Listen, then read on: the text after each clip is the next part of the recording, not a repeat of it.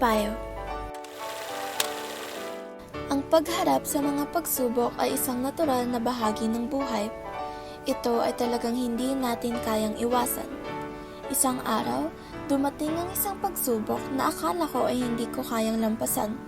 Kaya naman, humingi ako ng payo sa aking ina.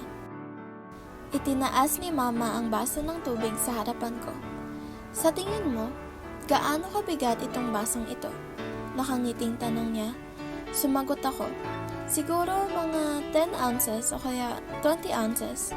Pagkatapos ay sinabi niya, ngayon, halika dito at hawakan mo ang basong ito. Lumapit ako sa kanya at hinawakan ng baso. Makalipas ng ilang minuto, sinabi ko, Nay, nangangawit na po ako. Pwede po bang ilapag ko na ang baso?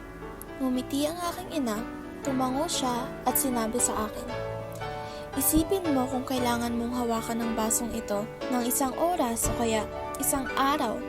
Sa tingin mo ba, mas magiging magaan ang timbang ng baso? Hindi po, sagot ko sa kanya. Eksakto, hawakan mo ito ng matagal at masasaktan mo lang ang sarili mo. Laging tandaan na ibaba ang baso ng paminsan-minsan, sabi ng aking ina. Ang bigat ng basong puno ng tubig ay hindi magbabago. Sa halip ay habang tumatagal, mas bumibigat ito. Ang stress ay tulad nitong baso ng tubig. Kung mas matagal mong panghahawakan ng mga problema mo sa buhay, mas lalong bibigat ang iyong karamdaman. Huwag mong dalhin ang iyong mga pansanin sa buong araw, mula umaga hanggang gabi. Dapat ay magpahinga ka rin.